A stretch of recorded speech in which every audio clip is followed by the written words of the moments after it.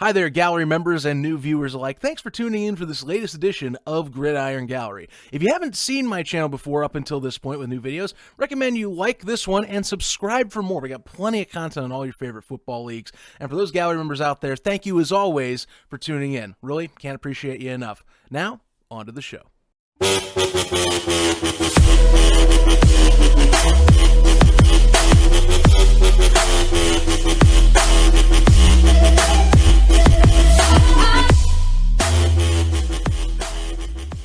Welcome one, welcome all to another edition of Gridiron Gallery. I'm your host, Zach Keilman, and as always, bringing you more discussion on the European League of Football, the football league across the pond that has surprised many, and its regular season has come to a close. Joining me with the edition that I am in right now for talking the European League of Football, the guys that helped me get into this, I would say, in the first place, are Aaron Ellis, former quarterback for the Stuttgart Surge, along with Vince from Alternative Football Scouting Report.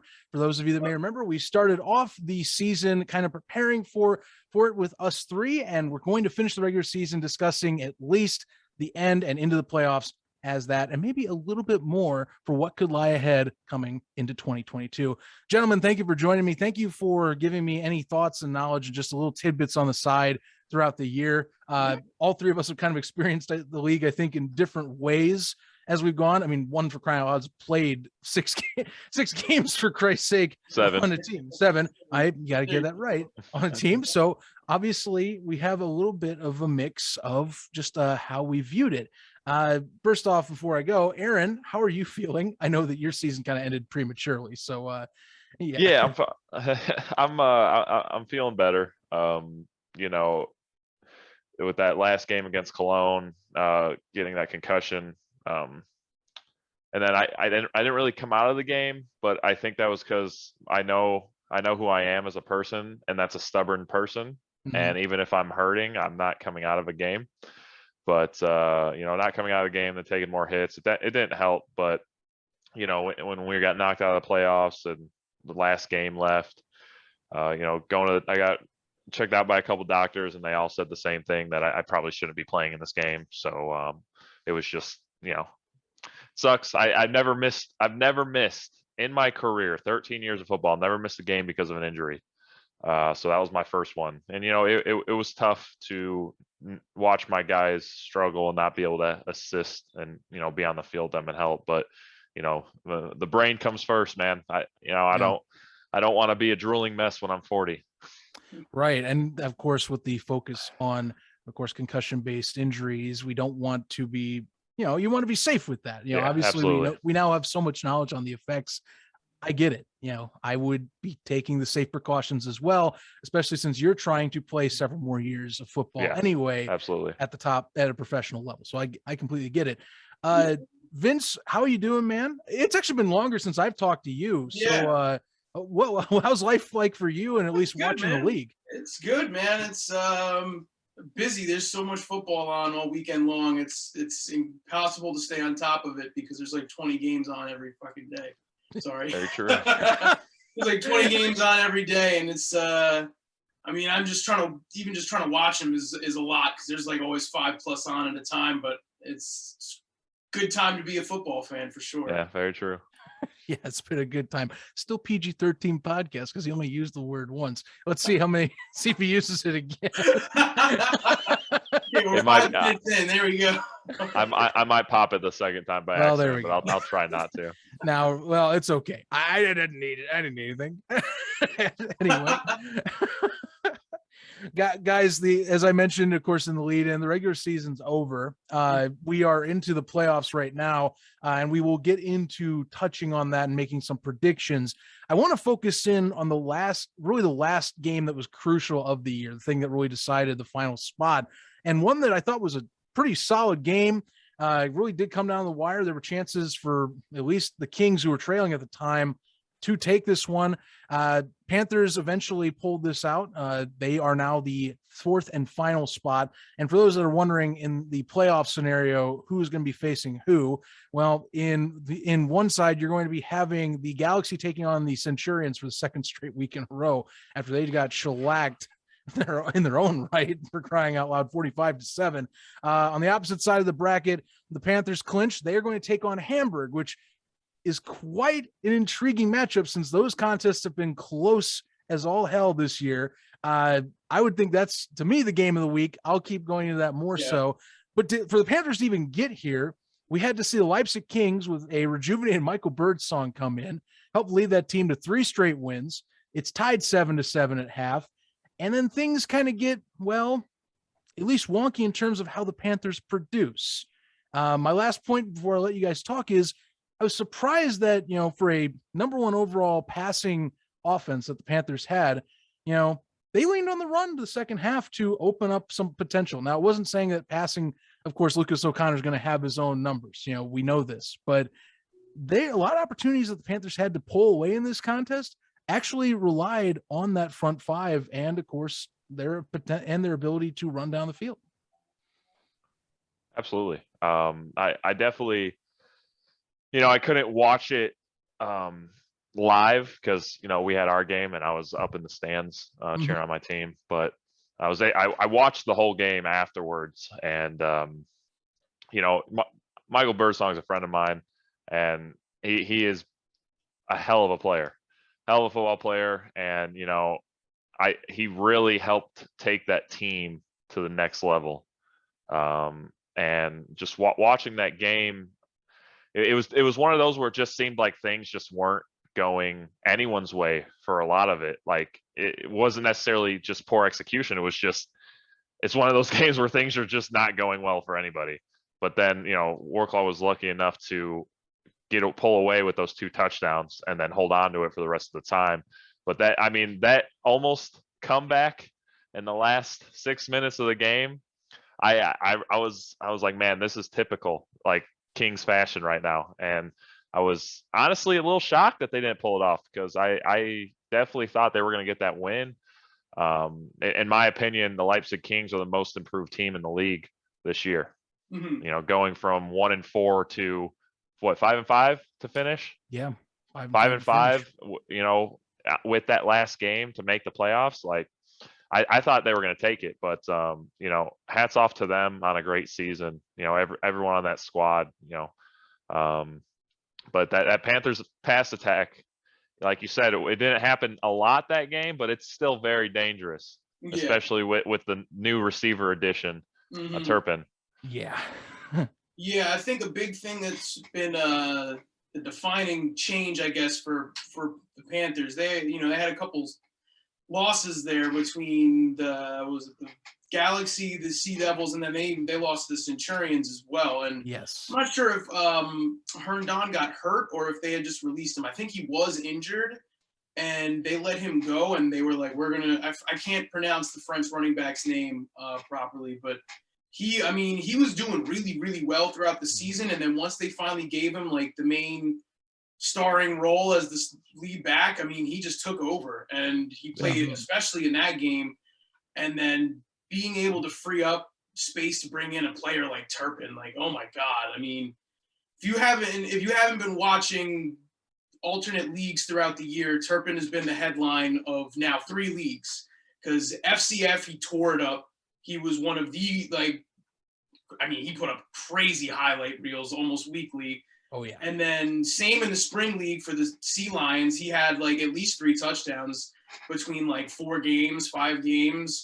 I'm not sure how many he played. I know there were a lot of injuries throughout the season there, and a lot of guys coming in and out. But he put up dirty numbers and crazy highlights there too. And then it's just another league and another business as usual for a guy like him. He's just an incredibly dynamic player. So them having him in the fold now with an insanely deep homegrown receiving core, it's just like they can hit you in so many ways. It's crazy.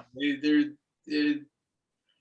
They're going to I think they're going to make the final, and I think they have a very good case to win the final, personally.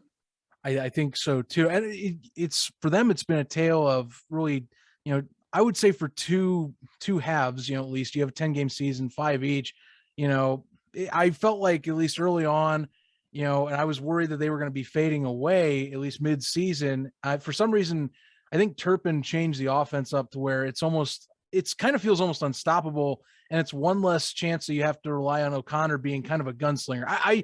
He does give off a gunslinger mentality, and there have been some games, for example, the first contest against Hamburg, where his kind of I wouldn't say his decisiveness kind of lacked at times, and turnovers unfortunately became a problem, at least midway through the year. But it feels like he's gotten things at least together, or that core has helped them out. Between Mazan, Banat, and then of course you have Kavante Turpin, who has been, ever since he's joined with the Panthers, he's been making highlights week after week for them. And then Pasqualini, like I said, with this game against the Kings, he stood out the most. That the second half, it was really kind of a deadlock. It felt like, I think both teams knew their own strengths, which is really through the air. Yeah. You have 2-star QBs in this league, and Birdsong being back, you had to have some protection. Honestly, Birdsong's biggest mistake was what led to that first touchdown for the Panthers. It was a kind of a gunslinger-esque type of pass, trying to fit it between triple coverage. And sure enough, if you're at the 1-yard line, you're most likely going to be able to punch it in some way, shape, or form with all those weapons available. So second half, it just felt like the Panthers adjusted well. And then somehow the Kings were still there even at the end. Because, let's be honest, guys, if we're talking good receivers here, Timothy Canoodle is no slouch. No. That's what we saw. No. Yeah. And what's crazy is going into the season, that receiving core was headlined by so many other names that it was, you had no idea who was really going to be the guy to stand out. Like, Anthony Dable's-Wolf's resume is deep, and he put that on display for sure this year with some crazy catches. But the fact that Canoodle ended up being, I think he led the team in touchdowns this year. I'm pretty sure he did. Yeah. That's just kind of crazy, just how deep that receiving core was. Like, it's with a weenie in the mix as well. Yoshihito Omi was injured throughout the season, so he missed a couple games here. Alpha Jallo too. They had him playing defense a lot. But as a receiver, he's an incredible receiver too. Yeah, amazing athlete. So it sucks that they didn't make the playoffs, because that team is stacked with talent as well. They got arguably defensive player of the year, Kyle Kitchens, on the other side. He led the league in sacks this year, I believe. Yeah. Led the GFL. 4.5 were on me. Jesus. 12 for the season. So, that shows you just how much production you're getting out of him. Yeah. Or 12 and a half. There's an assist. He's a great player. A receiving touchdown. Like, hey, he's going to be talking about that for a while. Yeah, he will. He's just going to be at a dinner party and be like, hey, did you see me catch a touchdown? Hey, you didn't see it? Here you go. It's right here.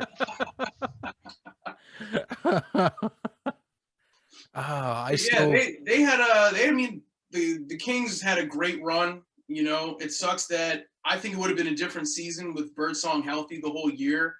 I hope they bring him back next year, because they were probably the biggest surprise throughout the entire league to me throughout this season. Going into it, when we first spoke about it, it was like, there is no established football culture in that city. Like, the highest their local team ever made it was GFL 3. Like, there was no big local team. They had second highest attendance in the league. They had over 2,000 fans at every game. That final home game was really packed. I was impressed at how people responded, and that they, it looked like it was a playoff atmosphere for at least the stadium's capacity. They filled in pretty well. I said, that's what happens when your team starts producing, right? Yeah, exactly. Your team's getting better. Your team's winning. Your team's getting a playoff chance. Then more people will come, show out, and like I said, hands down, in my opinion, the most improved team in the league. And it's not just because Michael came back from injury. It's just all around, defensively, offensively, schematically.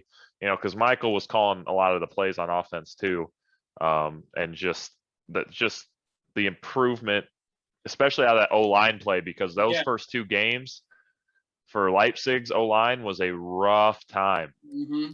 I think even though they beat Berlin first game of the season, I was watching the film getting ready to play Berlin. And Michael was just getting, tossed like a rag doll every time he threw the football. And I'm like, geez, if they don't fix that, my boy's going to have a hard season. But they fixed it.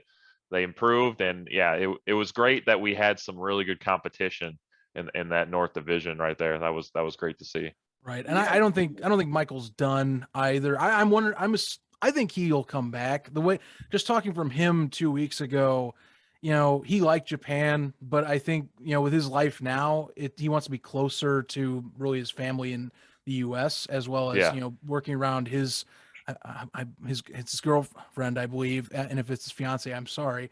I'm just trying to recollect. It's but not his girlfriend, but it's cool. But yeah, he wants to be close when she's at university. So that's kind of the relation.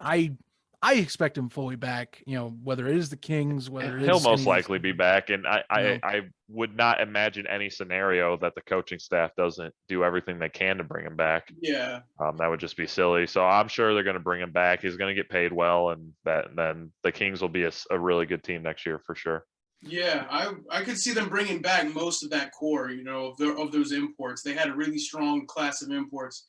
I don't really think they have a need to really switch any of those guys out. I think they kind of hit the nail on the head across. Yeah, and this is the part where it's going to get interesting when we talk about contract renegotiations, because you got all these guys that really produced this season, and it's like, okay, you want to try to keep the squad together, but people want to get paid, and as they should.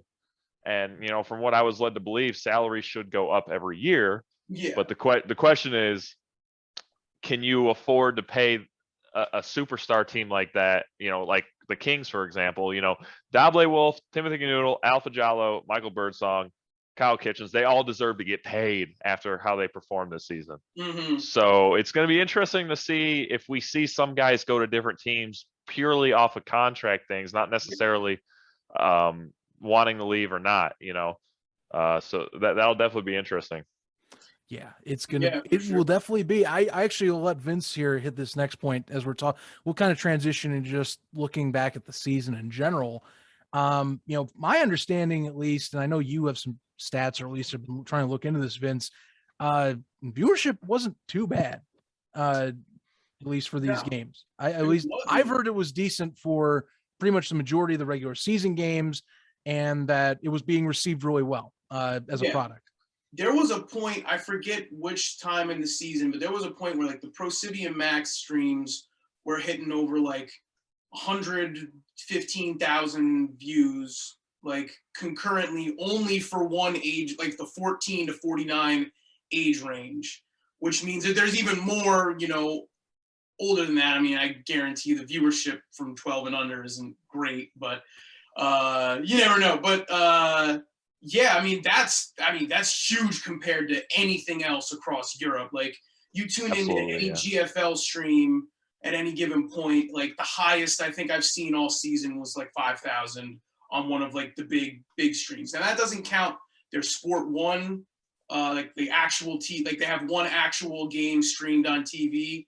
The rest of them are all just on the live streaming app or whatever. So I think. Sorry. Go ahead. I think our Leipzig game, the one where we won at home, I think that they were saying that game had 140,000 people, or 130 to 140,000 people watching on all platforms. So whether it was the Game Pass, the RAN Sport, or whatever. And at the time we set a record, ours was the most watched. But then as the season went on, I think the highest that a game hit was over 160,000 people watching one game off all platforms. Okay. And that's huge.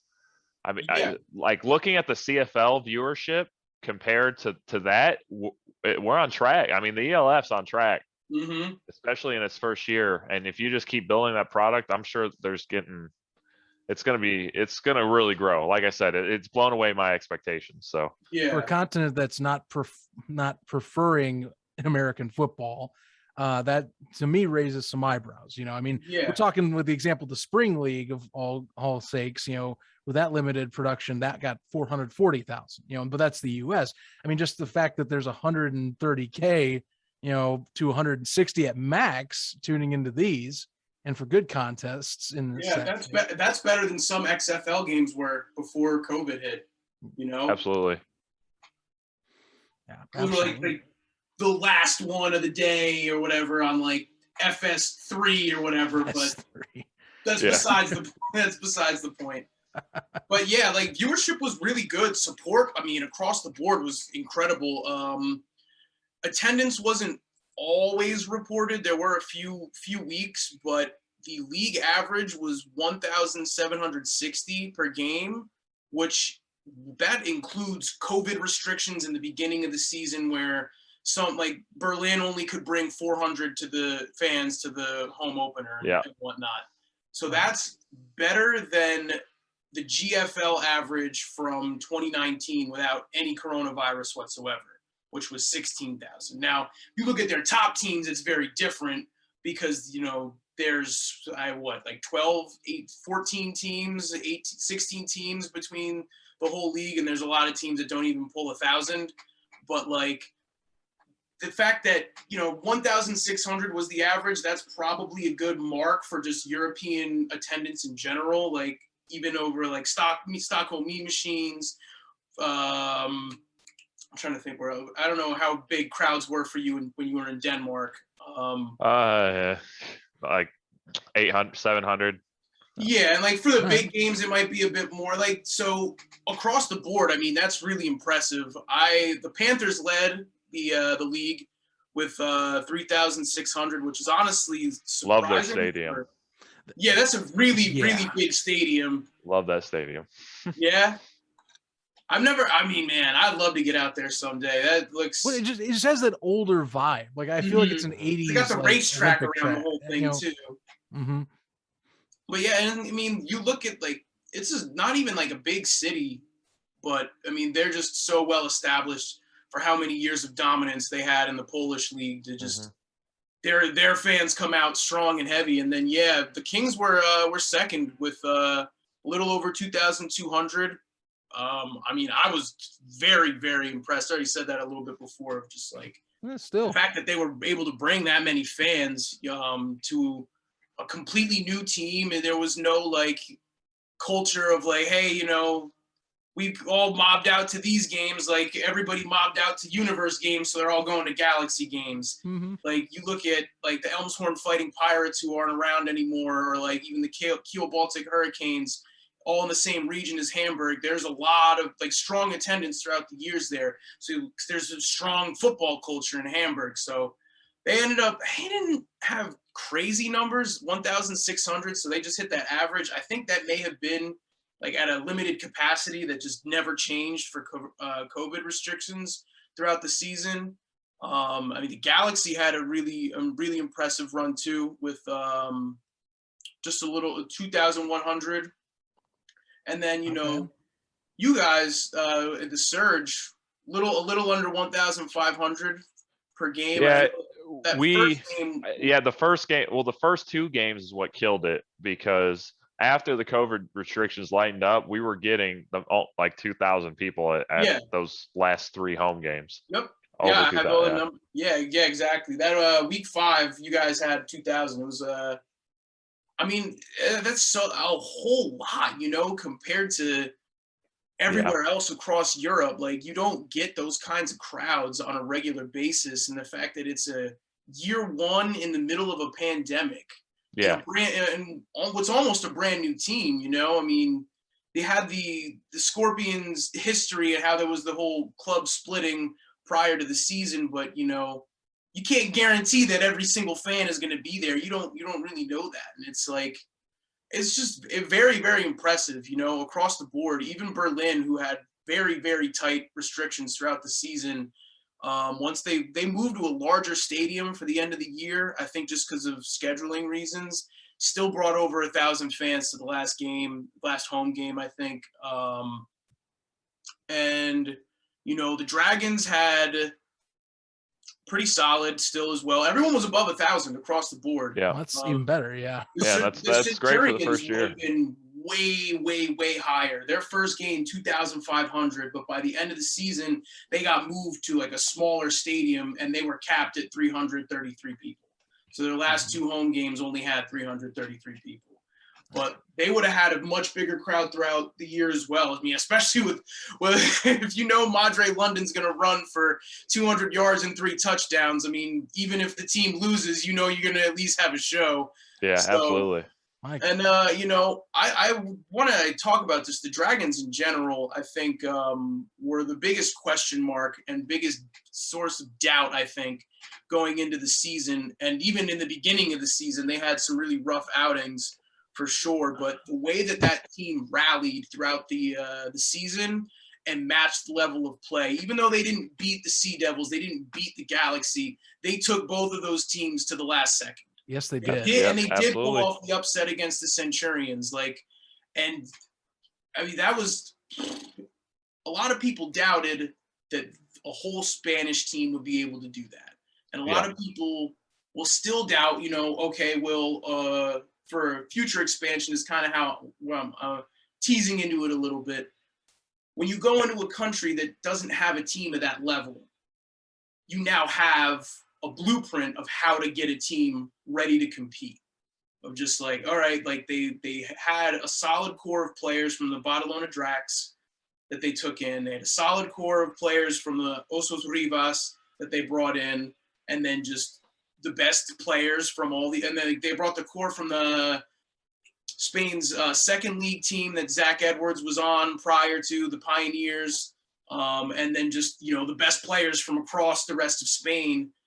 And just eventually the team got into a groove together and just met that level of play. And I think it showed a lot. They had a good, solid attendance throughout the year. I think playing not in Barcelona yet, they're still in Ruse. So I think once they're in maybe a bigger stadium as the league progresses, they'll be able to get a stronger pull once they're actually in Barcelona. I think there's just no stadium that size in Barcelona that they can play in. I think that's what's kept them out of the city. But I think it's a good sign for the future of just how that team was able to rise to the occasion, and that as this league expands into countries that don't have established leagues, they'll still be able to have a way to get a team up and running and then up to speed within a couple years and be competitive. Yeah, and I mean, the coaching change, I personally thought helped. Mm-hmm. The Dragons changing OCs, and you could really tell they just did such a good job. And I was critical of the Dragon, not critical. I was just saying, Spanish football was never taken as seriously as German football, so I wasn't sure how that matchup was going to look, but I know a lot of guys on that team, and they're very hard workers, and I was definitely proud that they kind of put it in my face a little bit, but the coaching staff just did an amazing job at putting their best players in positions to make plays, designing plays, just designing a whole new play that they'll run twice in that game just to get Constance the ball.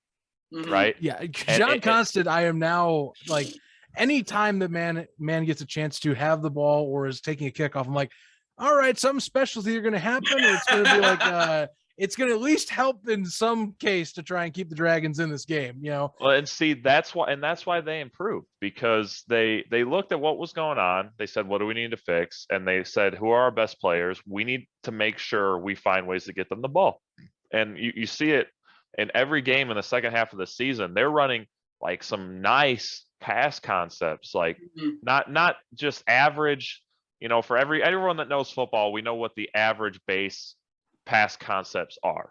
Yeah. And then you see the route concepts they're running, and all the motions and the shit and like everything going on. And it's like, they're doing all of that just to get guys open and get them the ball. And I was very impressed by the coaching staff on that. So hats off to them, because they really did their job in doing right by their players and getting them in good positions. Yeah. Yes, they did. I think the Dragons to me were really kind of a telltale sign of, hey, maybe the whole country of play stigma can be removed. And perhaps this league is improving as it goes, like we were hoping it would, and that it wouldn't be the worst case scenario that we were kind of talking about pre-season with the first two episodes. It just felt like, the Spanish team caught up and finally was saying, okay, we were kind of formed together, real quick and thrown as a ragtag team. now that we're used to the speed of play, which, talking with Mario Flores, that was something that was, speed and size were two of the things that they had to adjust to, which, if you're coming into any league, you're going to, and you aren't used to that, obviously kind of think of it as like college to professional. I almost see it as in that sense, you have to adjust, and it took them a while, but back half of the year, everything seemed to be coming together, and we got some really good contests out of the Dragons, and kind of makes you go, what if they beat the Surge week 1? What if they hang on against the Hamburg Sea Devils, or have at least, a slightly better run attack that they could have to go against the Frankfurt Galaxy? I mean, these are questions I'm like, this is potentially could have been a playoff team, if things were in order at the beginning, or if things were, they're able to get some team chemistry early on, and that's, but that's just, first season, you're going to have teams like that. So, next year you take most of the core back and reset and try again, because they have something going right, Well, 100%. And then you have to kind of realize too, they have it's a super team of Spanish players, but they don't have all of Spain's best players. Yeah. There was definitely still some guys. Vitello Moreno was the best receiver was tight end, but best receiver for the Hamburg Sea Devils all year. He's from Madrid. And I forget the other guy on the Sea Devils as well, but he's half German, half Spanish, and has played for Osos Rivas in the past as well. And you have Danny Dokel on the Kings. Yes. Eduardo Molina on the Gold Diggers, and then I think there's one Spanish offensive lineman with him there. And the Panthers have someone from one of the O linemen from the Zaragoza Hurricanes, and Carlos Carrasco was just I think he may have got injured and just didn't play this summer, but he was going to be on the German Knights, the original franchise, and then he ended up on the Dragons roster, and then I think he ended up getting hurt. But there's a lot of top tier Spanish offensive linemen that just weren't there with the team this year. And part of that could have been they just weren't sure and weren't confident in the league, so they had offers elsewhere. They took offers elsewhere. You don't know who might come back for the next season after seeing how well things went off. And they could have an even stronger offensive line with homegrown talent, not just having to bring in your EU imports. And that's just how much better they could be going into year 2. Very true. That's something they desperately, I think, need in year 2. As much as Zach Edwards is an impressive passer in his own right and is an acrobatic genius at times, evading, any pass rush, it seems, or at least most. He still got hit quite a bit. I'm not going to lie. There were a lot of times I'm like, Jesus Christ, I hope you get to stay up. Same goes for Aaron's sake, not to just instantly throw you at that, but I mean, watching some of your performances going, gosh, all right. But, that's just the thing. You got to, obviously you can't have lineman is a commodity. I think people forget. Yeah. Is a top tier piece that is underrated and doesn't always get invested in immediately. But I think teams will realize that next year. Every level, even NFL teams are struggling to find good offensive linemen every day. So it's not exclusive to this league. And they're going to get paid next year, man, because I'm telling you right now, every team in the ELS, man, if you don't have a good old line, you're nothing. So I know already a lot of these good offensive linemen in Europe that didn't play in the ELF this year because they wanted to see first. Yep. But they're like, okay, you guys really need me. You're going to pay me this much, or I'm not coming to play for you. There you go. I mean, you got to pay. If you want to win in this league, you got to pay money on offensive linemen. You got to get them in there because there's some really good talented D lines in this league. I mean, really talented D lines, and you got to be able to pick it up. I mean, just basic stuff. You got to be able to block 4 down linemen. If you can't, then you become, sacked 30 times in 7 games. That's what happens. Yeah. That unfortunately happened to you. I kind of want to go into your perspective here because, you've had you've had quite the arc with our talks from the beginning of the year to being in it, and, I know at the end, kind of mixed for at least the finale of it, I know you're still pretty high on the league as you're talking right now, and everything. Yeah, absolutely. Off screen. But I understand at least your finish was not as bright as it could have been. Yeah, it's been a crazy year. I'll tell you what, man. It feels like just yesterday we were sitting there talking about the what ifs of this league, and like I said, trust me, I had to answer for it. But we always said we're not hating. We want the league to work, and I'm very happy to see it work. It blew away my expectations, like we talked about in the last episode. Just personally for me, the situation with the surge was a little wild. There was a 2 or 3 game stretch there where I was the only import on offense. And because I came in, we played Berlin. It's 19 to 21 going into 7 minutes in the fourth quarter. Like, we're in the game. And that's with me, no practice time. And then, they pulled away because they had athletes like Jones and Crawford who just really pulled away with it. But, I'm still sitting there like, hey, we were in that game and I didn't know the offense. I had no time to practice. So I think we can build on this. So then we go, into Leipzig and we fight tooth and freaking nail.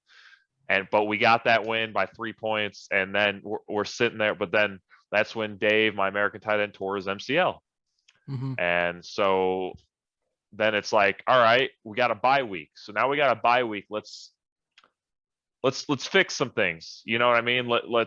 I was looking forward to us looking at what we needed, like every other team was doing. Every other team on their bye weeks, they were reinforcing, they were fixing things, getting guys, whatever they had to do. And then we just didn't do anything. We just didn't do anything. And, for me, it was disappointing because we just beat Leipzig at home in front of all of our fans. And it was one of the most amazing experiences of my life. I mean, just celebrating with the fans, how loud the stadium was, and just the feeling of winning that game when everyone doubted us was just, next level. And I was like, if we build on this, we can be we can be a playoff contender. We can do that.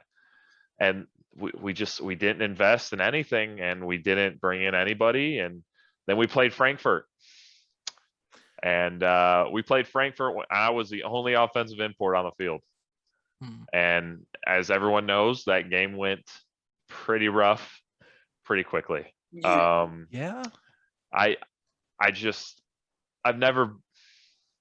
a pocket passer, guys. I'm not Zach Edwards.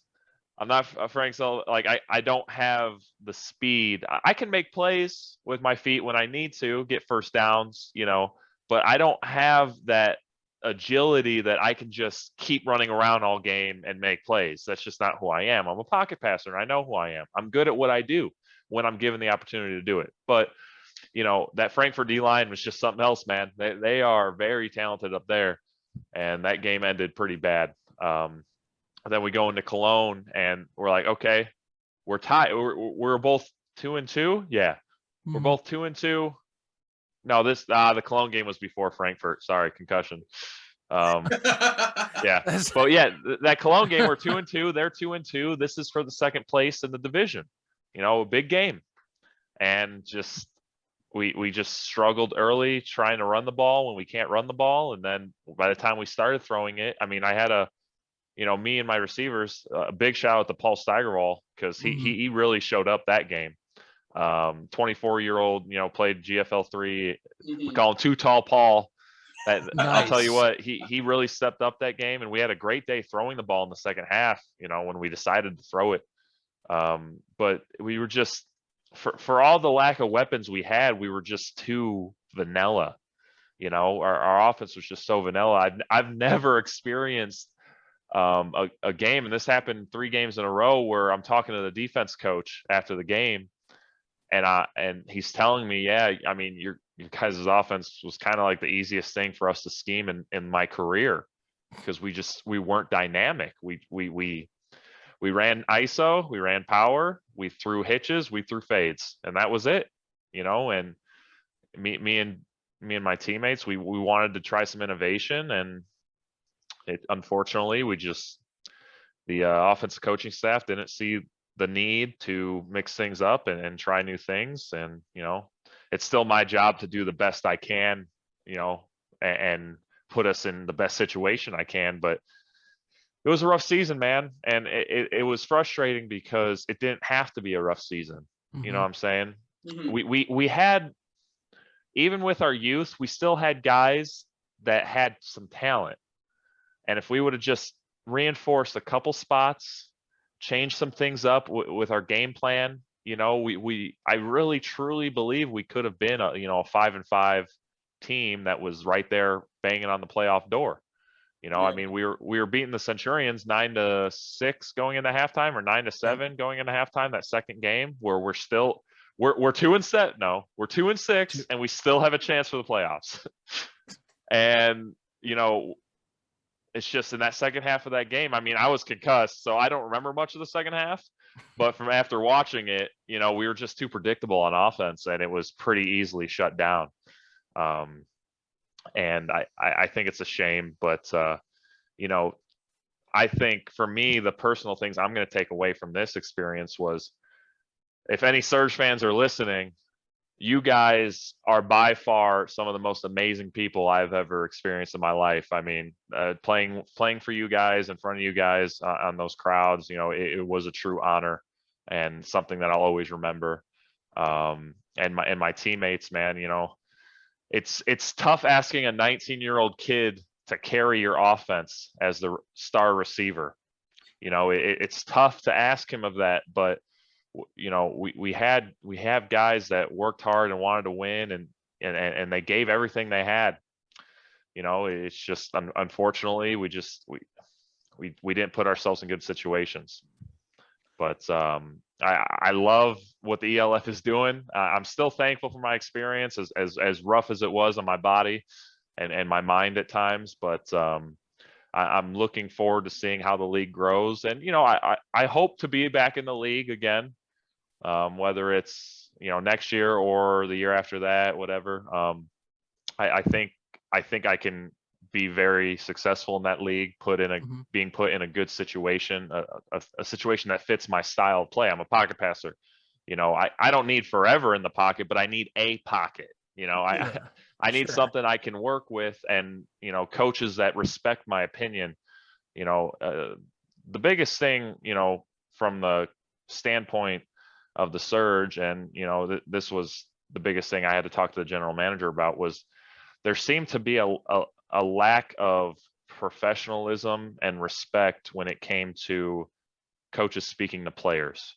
And, for me, that was very disappointing to see, because, I'm not some bum, man. I know football. I've been taught by some amazing coaches. I've really put in the time to this, and, I believe that I have some really good insights on, how to take advantage of a defense and what pass plays are run and all these things. And there was just a very high level of disrespect and lack of professionalism when it came from the coaching to the players. But the one thing I will say, that's offensive side. I've heard great things about, Coach Andy, our defensive coordinator. He's a great guy and great coach, one that values his American players' opinions. Because we had Zach Blair, who is just a monster in the box. Oh yeah, absolute monster in the box. I watched this dude shed a double team and tackle Madre London for a loss. That was special. Yeah, exactly. He's a monster in there. And then, bringing in Laka after Dale got hurt. And he listened to those guys, and you could see our defense improved over the season. It wasn't big strides, but they got better. And, unfortunately, it was us on the offensive side that just dragged the team down at the last 5 games, and I take some responsibility for that. No matter what the situation is, I'm still a quarterback. So I'm still a guy everyone points the finger at, which is fine. I understand that. But, I'm not perfect, but I got to be put just like everybody else. Every other player in this league, when they're put in a situation to succeed and use their talents, that's when they do well, and I'm super thankful for the experience, but I'm definitely looking forward to my next adventure.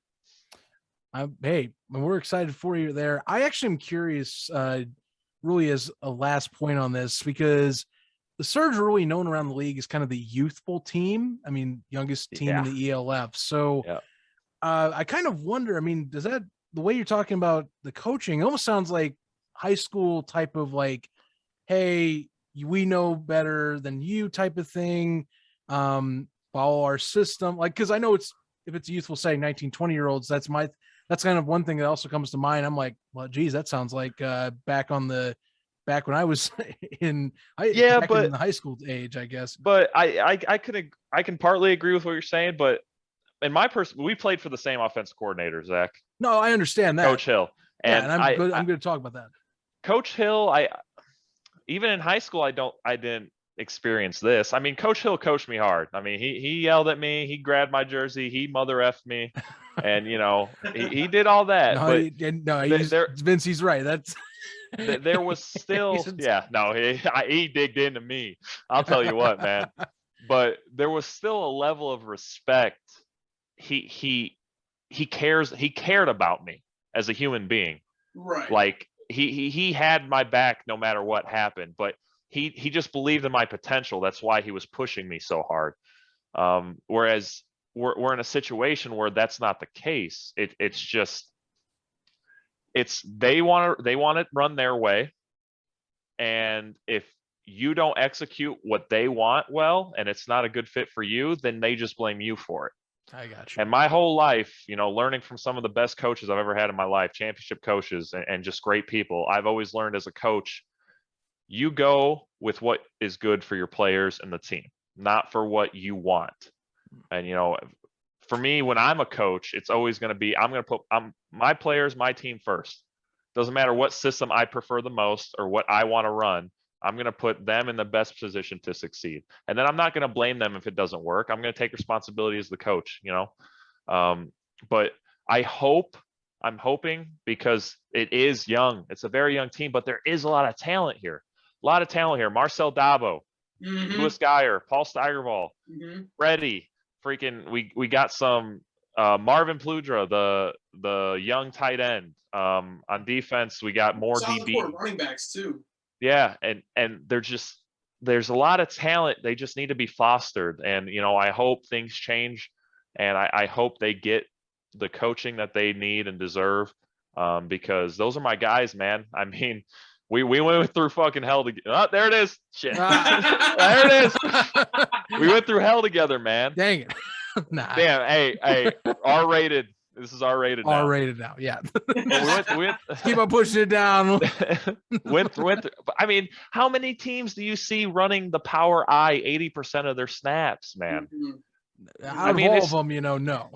It's just, even the Cologne Centurions, they have the best running back in the league who has 2,000 yards rushing. And guess what? They still throw the ball in cool ways. Yes. New concepts, yes, designing things to get people open. Jan Weinrich has had a great season, especially for a German QB. I was very impressed. I know he got hurt in our game, and I hope he can still come back for the playoffs, because they do need him. Yeah. As an EU quarterback, he has really stepped to the plate and done what he needed to do in that offense that was dominated by Madre London.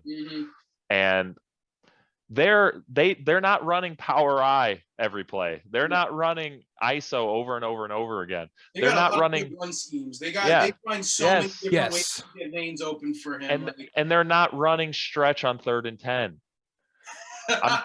They're not running a toss play on 3rd and 10. They know what they're doing. And that's why they're a playoff team, and they're a pretty freaking good team. And I'm not sure if this recent game with them in Frankfurt is a true testament. I think maybe they sat some people, starting quarterback was hurt that game. I think the second game, I'm not saying Cologne's going to win.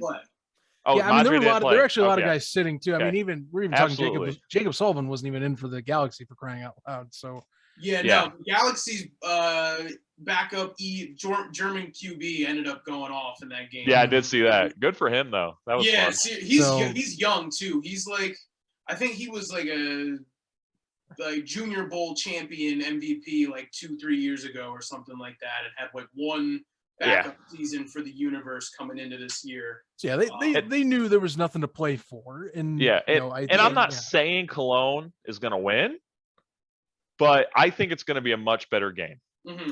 Okay. Much better game. Okay. And I think if Cologne can do what they want to do, and that's have 6-minute drives, ending with a Madre London rushing touchdown, and control the clock. Yep. If they make a couple plays on defense, they're in that game. Which they couple can do. plays, which they can do. For it. Now, and it also sucks Quentin Pounds being out because he is a hell of a receiver, and he was the best target for Jan. I hope he's back. I just know it was a knee thing, so I hope he's back. If he's back, they really have a chance to edge out on that game. But we'll see what Frankfurt shows up, because, like you said, they're 9-1, right? But there was like 2 of those games there where it was getting real close, and I don't think that's a testament. I think they were just caught sleeping, Yeah. It's easy to fall into a trap game when you're that good of a team. Right. So, but if Frankfurt comes out firing on all, horses, then they're going to take the game. But it'll be a good game. Yeah, I think the Centurions have a case for them to at least pull off an upset. It's very difficult to beat a team 3 times in 1 year. Very difficult. So it depends on, is Weinrich going to be able to play? Is Pounds going to be good to go? Because that really opens up their pass game, because he can sling it, and Quentin Pounds is he's an animal. They've been a much more run heavy offense all year, so he doesn't have all of the all of the targets that some of the other receivers in the league have, but he still he produces when his number is called. I think that's what's important. And Absolutely. They've got a solid core of younger receivers in the mix too, of homegrown receivers in the mix too. They have a pretty solid tight end too, from what I recall. Maybe I'm wrong. Maybe I'm thinking. No, no, they do. Yeah. Mm-hmm. I forget his pretty name. Solid. I forgot his name too. Yeah. But my boy Patrick, the fullback. Yeah, I'll tell you what. I love Patrick. He's a great dude, and he is the definition of a fullback, man. He is by far my favorite fullback in the league. Oh yeah, they got a good team, and it's I had a big question mark around what they were going to be able to field going into the year, because there was so much pushback from the Cologne Crocodiles at the beginning of the season. And they're still a good team, which is one of those things. Yeah, it's crazy. Which is interesting on how that worked out, because when I saw Crocodiles retained a lot of their team, I was like, well, shit, what the hell is going to happen to the Centurions?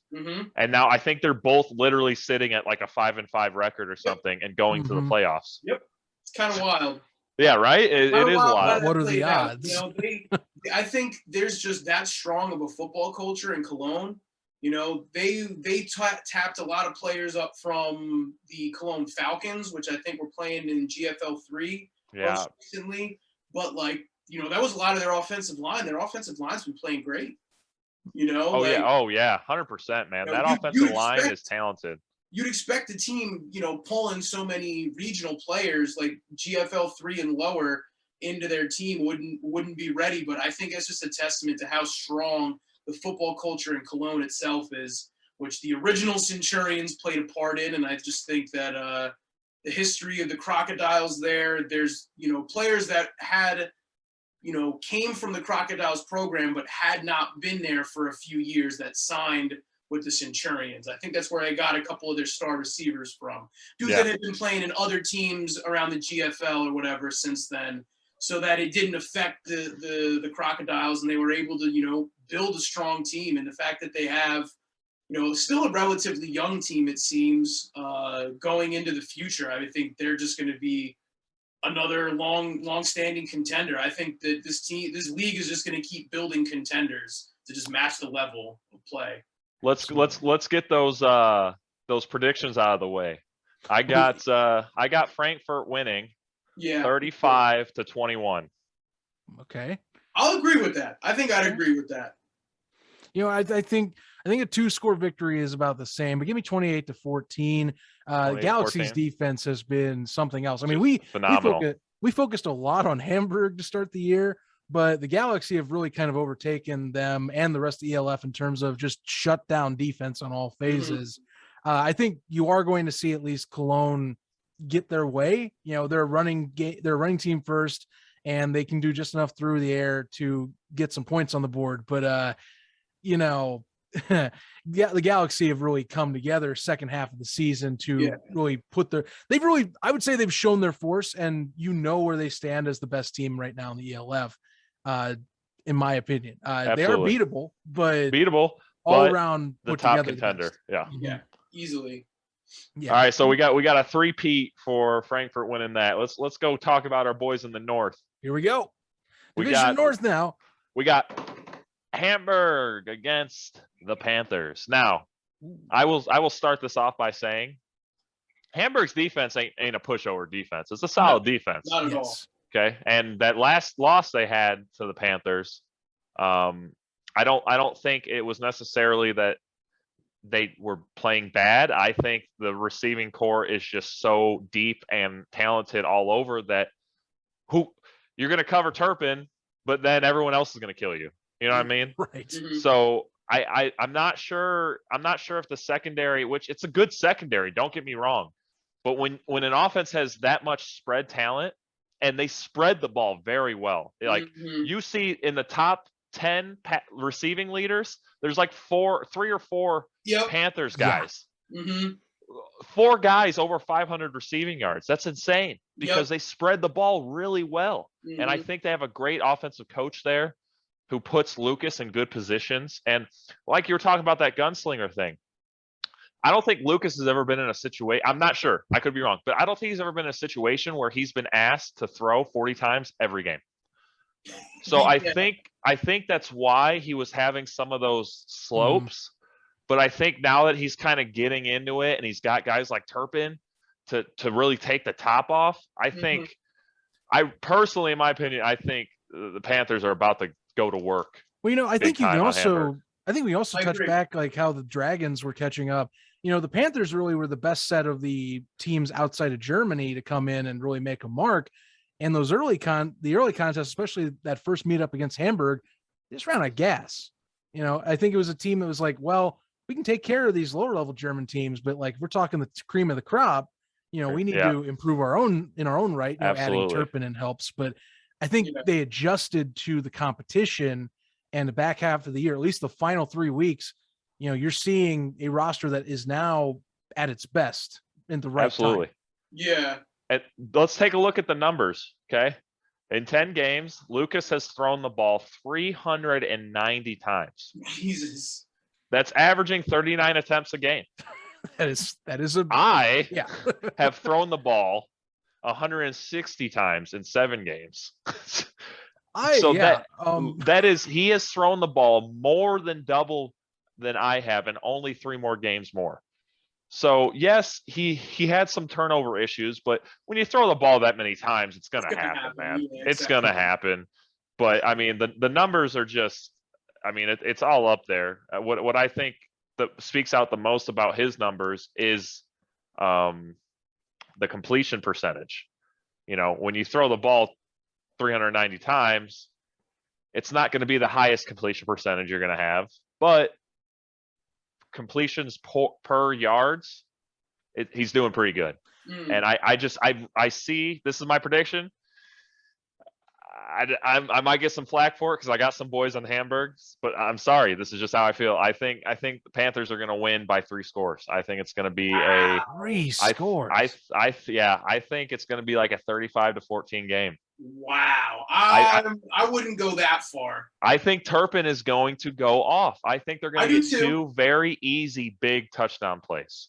Very easy big touchdown plays. And then I think Hamburg's defense is going to lock up for a couple quarters and do really well. But then I think just all that talent spread around, they're just going to keep finding holes. Yeah. And we all know the Hamburg's offense is just struggling like crazy right now. If they don't get their run game going, they don't put up many points. I know it's a wild prediction, but that's my wild prediction for the season right there. Okay. Panthers win by 3 touchdowns. I think it's going to be a 1-score game again. I think it's going to come down to a one-score game again. I think despite how good that Panthers offense is, I think that the Sea Devils aren't going to come this far just to get walked all over. I hope not. I hope not. I want it to be a great game, but I'm just watching from that last game. Mm-hmm. I think Panthers win by more if it's not raining. It was raining, and they were still just abusing them in the air. Yeah. I mean, I think it'll be like a 28-25, 23-20 type of game again. I think it's going to come down to a last-second thing, but I think the Panthers are coming out on top, though. Both those kickers are very talented. Yeah. So it could be one of those. Yeah. Honestly, great pickup by the Panthers to grab the Irish kicker. Last minute, absolutely. Coming from the spring league too, rugby player. Absolutely. He just kind of. So I remember looking through the spring league rosters way back in May or whenever that was, and I was like, "Are there any international players?" I was like, "Who is this kicker from Ireland?" And I looked him up, and he's a rugby player, no football experience before, one stint in the spring league, and now he had like a 52 yarder for the Panthers last week or whatever it was. He set his personal record, and it makes a huge difference. You know, you see that in this league a lot. Not having a kicker has killed multiple teams from winning games. You know, I think ultimately, like for the Dragons, that one upset against the Centurions, I think a big part of that came from actually having a kicker, being able to just get 1-point conversions instead of having to go for 2 and getting denied every time. That adds up, you know, especially in a touchdown for touchdown game. It turned into an arena football game at that point, how bad it was. And it's just a matter of one team has a kicker and one team doesn't. And I think that'll play a big part of it. I think Turpin's ability as a special teams guy has not fully been tapped into yet. I think he may honestly run one back for a touchdown against whether it's against the Sea Devils or in the final. I think throughout this playoff, he's going to take one to the house as well. Cause I mean, that's just what he does. He's insanely dynamic. And I think it's going to come down to a last second thing. I could very easily see Turpin taking whether it's a deep ball, deep end around, or a kickoff back for a touchdown to win the game. Zach, what do you got? To win the game. Well, I'm going to make it that we all are picking the same championship, because right now, as I led in here, the Panthers they're hitting the right strides at the right time. Mm-hmm. And Turpin just kind of was either the icing or the cherry on top of this entire thing. You know, it's a deadly fun passing attack that the Panthers brought to the ELF when they came from Poland. And it has stayed that way all season, whether they have had slumps, ebbs and flows. Lucas O'Connor has been lighting it up in that regard, no matter what game they have been in. And all the games they have been within grasp of winning. That is what's been most impressive, you know, and we were wondering how that would gel, and it's been astounding. I think that, you know, in terms of just looking at how they match up with Hamburg, I think you play a team 3 times. I think you know what you're going to expect from Hamburg at this point. And you know, talking with Vince here, you know, and you guys know, Hamburg's dealt with injuries now as the season's progressed, and I think that that's at least regressing what this team had as potential at the beginning of the year. I also find it would be fitting if the Panthers beat the darling ELF team that the league itself kind of set up as the de facto best team in our league. Not mostly because they did have a pretty stacked defense, and not only that, but they also, a lot of the promotional material is Hamburg is from the ELF. They also, one of their star players has a YouTube series on the ELF page. So, I mean, it would just be kind of funny if you have a outside team come on in, you know, knock them down a peg 2 times out of 3, and then move on and face the Frankfurt Galaxy, who also were a team that they adopted in that used to be the Universe, you know, similar logo, different paint scheme, slightly different paint scheme coming on in and rattling some cages in there. I think what do you got on the score? Oh, I was going to give you the score. Oh, my bad. Patience, young man. I'm curious if you're leaning towards me or Vince's prediction. I say win by 10, similar to the second contest. 10? Okay. It's going to be that late. Hamburg's going to be having to get a late stop. but it's going to lead to where the Panthers have just enough to get either in field goal range, or they score and go up by 14 or something of the like, or they're down by 3. And it's just that, maybe if I'm going to go with the theme we're having here, Cavante Turpin or Mazan, are the key difference. And, that leads to something like that. It's going to be a double-digit win, but it won't be, say, like 19 points, 20. It's going to be probably like a 2-possession minimum, something along that line. Give me maybe I'll bring mine down to 2 touchdowns. I mean, I'm going 30-20. That's my thing. 30-20. Okay. Like Vince is saying, Hamburg's not going to go down without a fight. And I know that you're the same way, Aaron, because they've been built that way all year. Yeah. It's just absolutely. that everything is perfectly lining up for the Panthers to That's how I feel. Run through the semis. And then I think the injuries is really what's derailing the Sea Devils here at the end of the year, though. Like, you have to realize Bombeck was so far ahead of everybody in the sack race. Yes, he is. 7 games, he had 11 sacks. Crazy how much he could have had at the end. Kyle Kitchens is one of my favorite players. I was really high on him going into like the FCF, and then seeing him come here, I knew he was going to be something special for the Kings. But I mean, Bombeck had a huge lead on everybody, and I think he would have held that lead if he stayed healthy. And I mean, look, like, they lost Marlon Franklin. They were able to bring in Curtis Slater, who's also very good defensive back. But there's so many you don't have like homegrown pieces that you can just bring in to fill in when a homegrown piece gets hurt like that. Like, so we all have the same final then. Yeah. Now let's get into the nitty gritty, boys. Who wants the first crack at the final prediction? I do. I'll take it. Go after it. Man, this is gonna be, it's a tough one because like I said, I think the Panthers are really coming in here at their best right now, really explosive. But I can't pick against that Frankfurt defense. And honestly, as much as I'm talking about the Panthers, Frankfurt back half of the year has really shown off offensively. Jacob Sullivan has been getting his connections, and honestly, these rankings for the Galaxy do not show what they're capable of. They're ranked 4th in pass, 6th in rush. That passing number probably is higher if things get off a little more smoothly at that first half of the season. I think Frankfurt, just by defensive might and prowess, takes at least, they slow down the Panthers to where they're going to pull this off. Give me a 1-score game, though, just for how loaded that Warsaw team is. Not to mention that, Warsaw also has a solid defensive unit that is kind of ball hockey in a way for, looking for picks, looking for the quick turnovers. They're going to make it a game, and they're going to definitely hang around. But, I mean, that Galaxy defense to me is a little too much. It's hard for me to pick against it right now.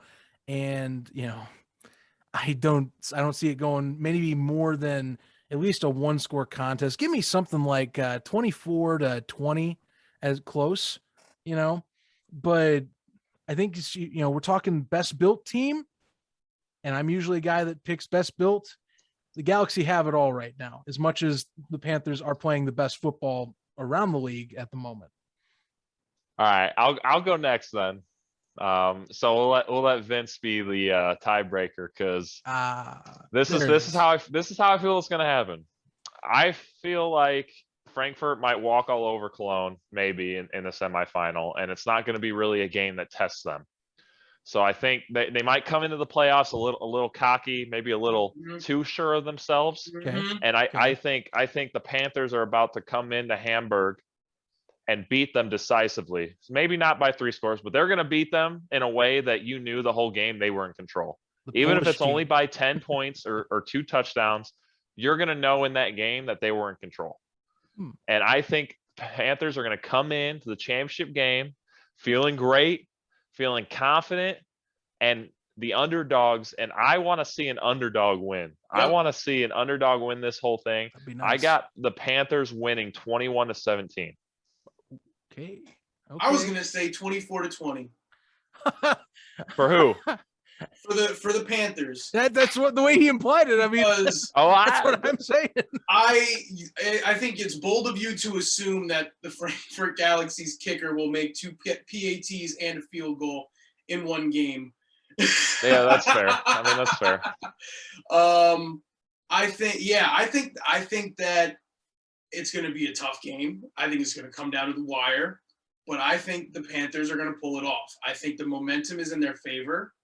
I think it's easy to be caught sleeping when you're that good all year long and you haven't really I feel like the Galaxy really haven't been truly tested throughout this year. They've had a couple of close games. Yeah, they lost the home game or the season opener to the Sea Devils, but that's, over a year of not playing football together. You need some time to gel, get back into the groove, and they've since done that. I just think that the momentum is in the Panthers' favor. I think that Turpin is a spark plug for this offense, and that it's just going to be very, as good as the Panthers' defense is, I think they're going to have trouble really containing him. I think they did play Turpin his first game there, but he had been there for all of 2 days.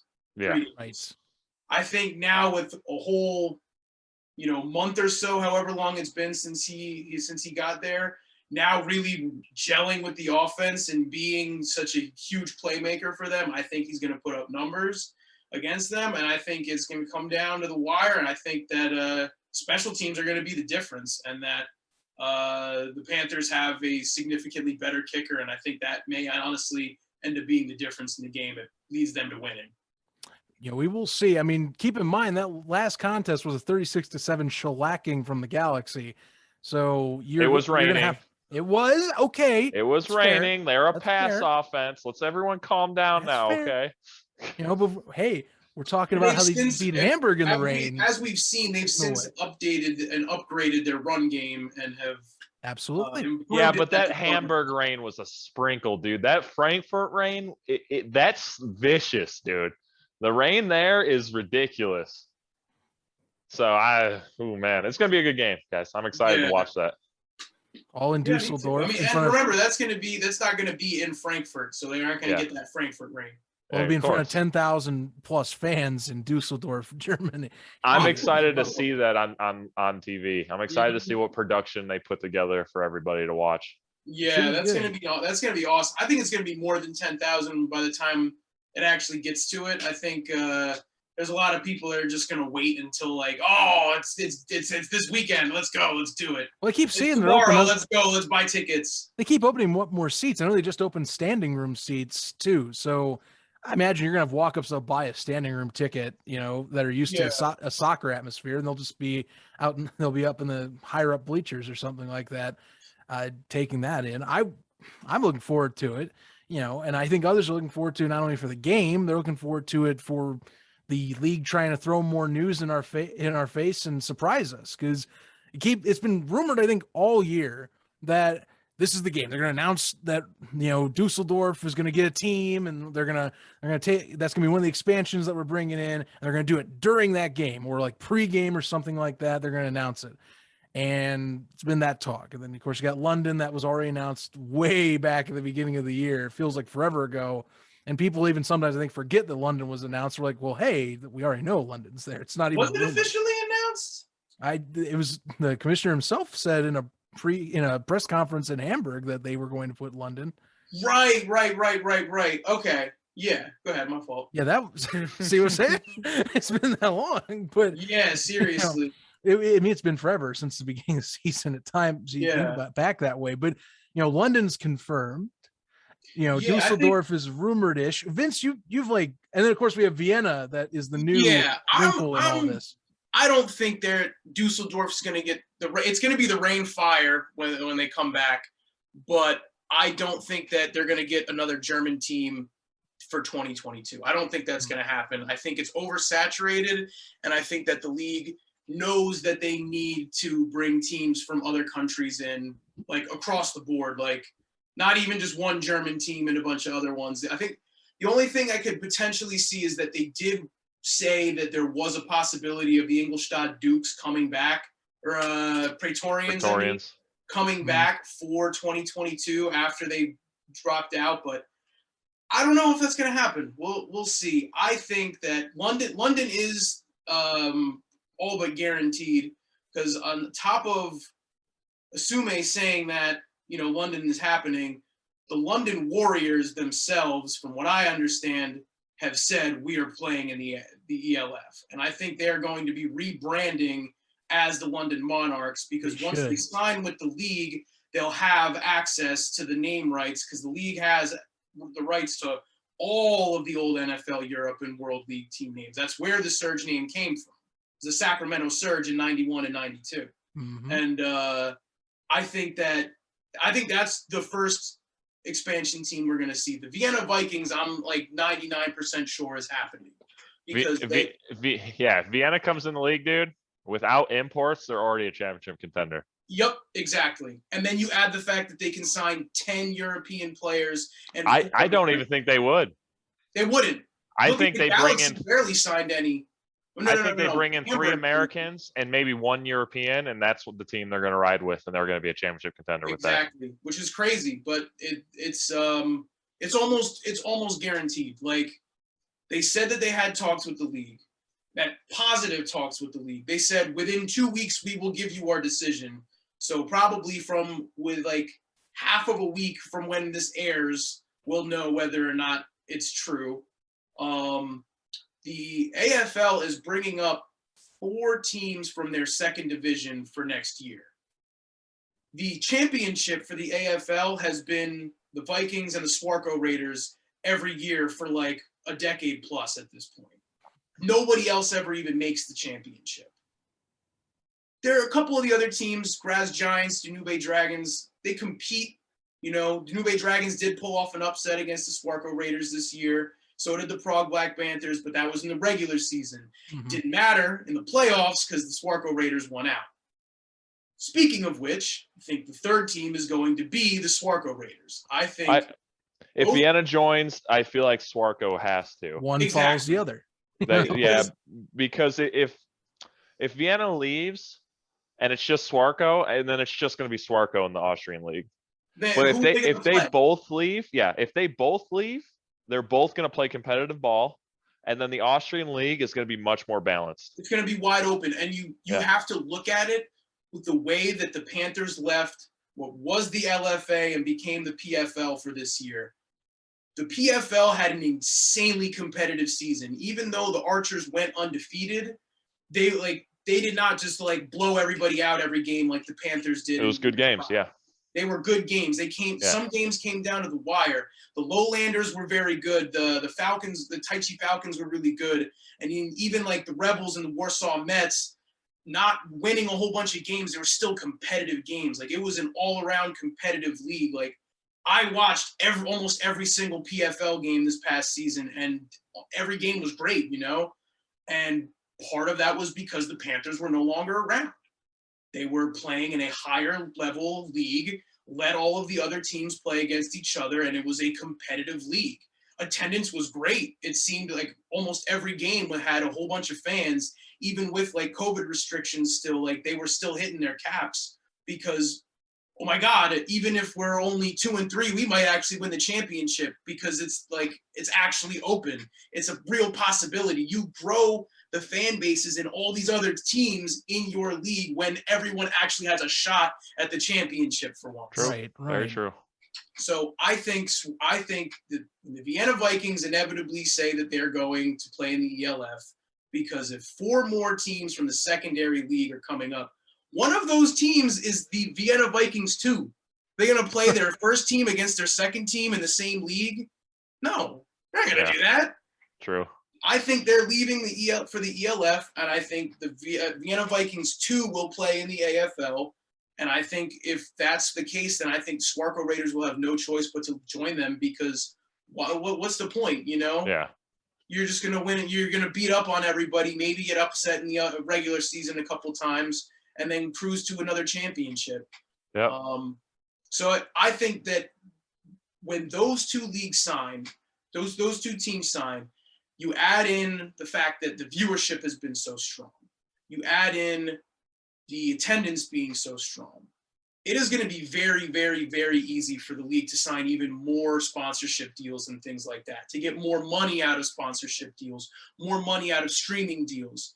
just all around more money coming into the league because it's just that much more legitimate. And then when you have that much more strength from those two clubs coming in, every single top team in the rest of Europe is going to want in, especially if those two Austrian teams join, without question. There was a meeting like early in the season or something where someone from the Galaxy, it's like someone from the Galaxy's ownership mentioned a list of cities, and one of them obviously being London. Now the rest of the names on this list: Istanbul, Turkey; Paris, France; Stockholm, Sweden; Copenhagen, Denmark; Milan, Italy; Bucharest, Romania; Sofia, Bulgaria; Brussels, and Belgium. Some of those, like Belgium, Bulgaria, Romania, the leagues there aren't up to par with the top tier leagues. But as you see with the Dragons, there's a blueprint of how you can make a competitive team for each of those countries. Even if you just take the Bucharest Rebels or the powerhouse of Romania, like as someone here knows. But you can take a team like that as your base, get the rest of the best players from Romania, and then have a Romanian team supplemented with 10 EU imports, 4 American imports, and be ready to compete. Whereas, I like Stockholm, Sweden has the Stockholm Mean Machines, could easily be a contender supported with 10 EU and 4 Americans. The Copenhagen Tower is the same situation.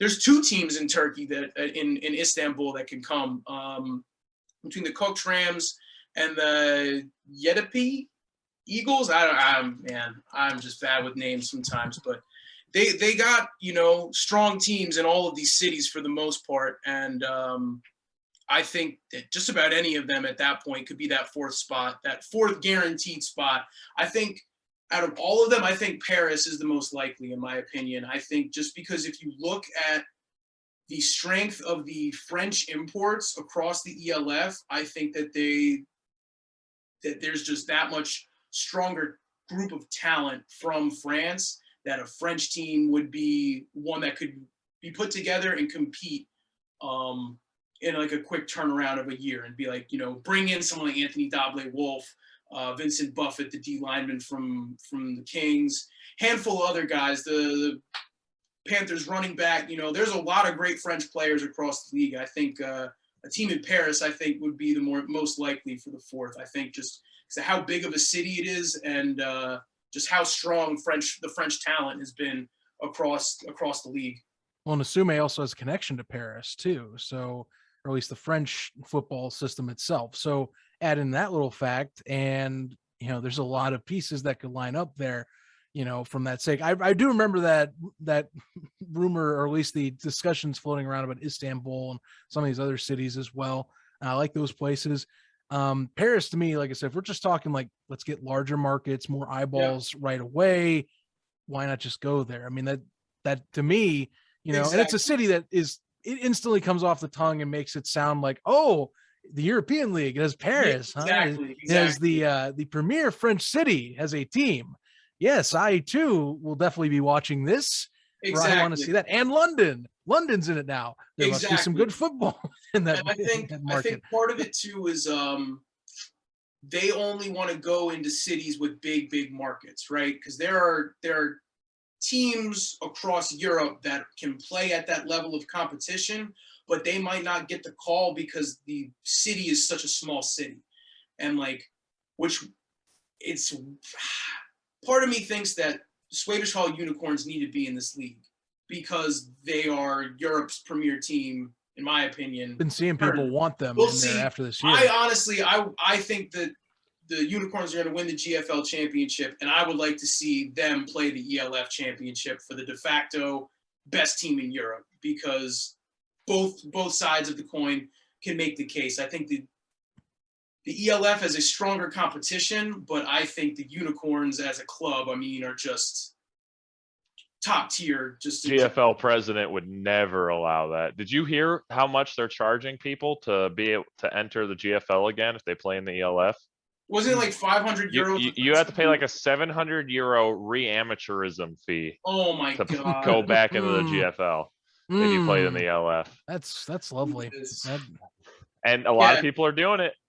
GFL, the president's going to make a lot of money now. So, I'm not surprised though, because the nature of how bitter that has been, at least on the GFL side of this. I'm not shocked. It's just, it stinks that it comes to that. Same with like how same with the Italian with the whole Italian aspect of trying to bar Italian players or any presence of ELF trying to move to Italy is a little ludicrous. Yeah, it is. Absolutely. I think eventually that's going to go away and you'll be like, okay, there's too much good football. You're just holding back. What I would say to that is, it sounds to me like the people that make money off of these leagues and off of these teams are trying to prevent their players from getting paid. Sure. Yeah, sure. And because they have been for years able to profit off of their abilities without having to cut checks. The club not just that, they're getting paid by those players in these clubs. Mm-hmm.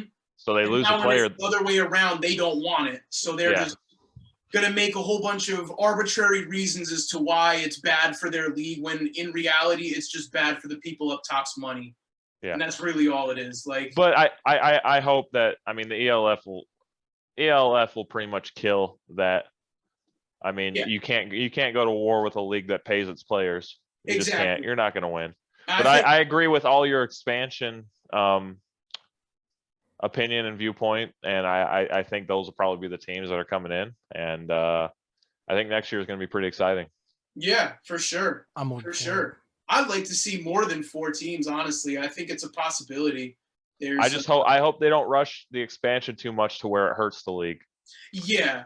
I think realistically, for a European League of Football, 20 to 24 teams should be the max. Okay. And then that's how you ride with it. If you try to go to 36 teams, it's going to be, I only see that happening if the league takes off to a point to where Americans are getting paid like they do in the CFL. Mm. I'm talking 40, 50,000 a season. Yeah. Like that's the only way I see it working out with 36 teams. Yeah, I would agree. Yeah. And I think part of you see so many startup leagues have this, expanding too fast issue derail them. And I think that expanding doesn't necessarily mean they're going to stretch themselves thin, depending on how they expand. And whether it's an expansion via Panthers method, where they're bringing in a top tier team that's ready to compete, and they are not just blowing up a whole bunch of existing clubs and trying to, okay, here's some of our best players that are now going to get used as imports for this team that needs help getting off the ground. I think most of their expansion should be with immediate contenders. And if they don't, I think it should be at least like a 50-50 where it's all right, we're going to bring 2 contenders in, and then we're going to bring 2 teams in that we're trying to develop the sport in the region, so that it's not too spread out where you're just bringing in a bunch of garbage just so you can, for the sake of expanding. Yeah, bringing in teams that aren't ready to play at that level just for the sake of having a country represented, rather than actually setting it up right. And I think that there's enough teams that can compete at that level. You bring in the Copenhagen Towers, you bring in the Kalanda Broncos from Switzerland, you bring in the Helsinki Roosters from Finland. Only reason I say them is because that's a bigger city and bigger market than Kuopio Steelers, but you could realistically bring both in. They're both ready to compete at that level, I would say. Almost all 3 teams from Sweden have a case. Karlstad, Örebro, and Stockholm. They play competitive ball between the 3 of them, but I think that all 3 of them can play at that level. And outside of that, nothing's coming off the top of my head, but there's other countries that have interest in it, and I think that just as they continue to grow, I think it'll just expand out throughout Europe. I think they'll be able to bring in contenders and sprinkle in the other teams that need the help here and there to just expand into other areas, and I think they'll be able to hit that they said like 20 to 22 teams by year Correct. 3 anyway. So I think that they'll be able to get that. Correct. And that's been a sticking point that they've been at least holding true to. And, they've been talking expansion all year. They keep teasing it. So obviously there's interest, and I think it's going to keep growing as long as you keep having play like this, if not get better into year 2. Gentlemen, it's been great talking with you. This has had so much to catch up on. It has been quite the episode in terms of just everything in general. I know in 2 weeks, when we come back, because got the NFL episodes I do on here, that'll be perfect lining up for the championship games. Absolutely. So, there you go. Let's do it. I would say let's line up and have some discussions on our predictions. Maybe, talk more smack on who we think will pull it out. Or I don't know. I don't think I'll flip my prediction, but I mean, I'm the only guy that's picking Frankfurt as long as things go our way in terms of the semis. So we'll see. In the end. But yeah, I guess we'll meet up in 2 weeks, guys. Thanks as always for those out there for supporting the show and just for, supporting these episodes. It's been fun. I've really enjoyed watching the ELF and seeing it grow. Really been having a blast just kind of talking with Aaron here, in it. And then of course with Vince, Vince even more so is into the European scene and definitely getting his expertise in just every bit and piece that he catches. It's great. I love chatting with both these guys. Love doing this series with both of you. So thank you very much for continuing to come back and having our conversation. Having me. Yeah. Thanks for having me, Zach. I appreciate it. Really love doing this stuff with you guys. And honestly, I got to give you both a second here before we leave. And I know you both have socials. I know Vince, you always like going about football, but I still am going to give you some times to promote your socials here, especially since, we got Aaron trying to promote his play. We got Vince trying to promote all the video content he does. So, Vince, take it away. Aaron will give you the final spot. But where can we find you, Vince? Yeah, no, just follow me. You see it right on the screen if you're watching the video at Alt Football FB Scout on Twitter and Instagram. I just keep you up to date on anything that's not NFL or college. And yeah, a lot of the seasons are over or ending now. But there will be. What do we got?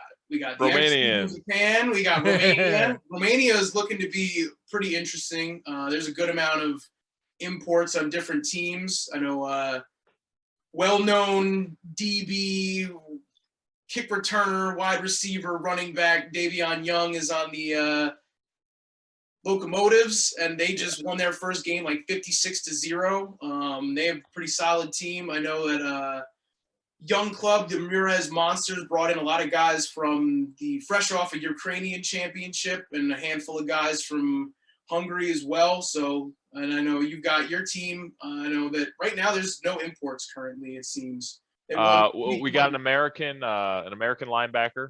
Okay. Yeah. Hey, by the way, everybody, I'm playing for the Bucharest Rebels. Surprise! I didn't want my 2021 season to end the way it did, so I wanted to play some more football this year. And they made a great offer. They're pretty much paying me the same I'm in the ELF. So dang! All right. And he's a great coach, and it's a great city, so I had to take advantage of this. Yeah. But we have a Canadian center. Okay. And then we got 2 ELF fan favorites that will be playing on my team. Go ahead, take guesses. I'm pretty sure it'll be announced probably next week. So we're gonna have a lot of fun. It's gonna be a great year. Wait, so then are the import rules different with Canadians then? I know a lot of the time 5 imports, and nationality does not matter. Oh, right. Nationality. 5 imports in general. You can get 5 Americans if you wanted. Oh. Only 3 on the field at once, though. Okay. Cool. There you go. Yeah, very nice. It's going to be a great year. I'm going to have a lot of fun. Hope you guys catch in on some of the games. They're all streamed on YouTube, so it'll be easy. Yeah. I will almost always post a link to pretty much every game on Twitter. I try to. It's hard to stay on top of sometimes, especially now that COVID isn't necessarily a thing and I can actually go do stuff with my life on the weekends. My life's taking away my football experience. Yeah, exactly. But yeah, I mean, between that, I know that there's a league coming up in Norway, and I think the Dutch league is coming around too. So I'll always have links to those as they happen, because they're always in the wee hours of the morning before NFL games. So if you're up early on a Sunday and you want to watch football, but it's not 1 o'clock yet, there might be a game to watch.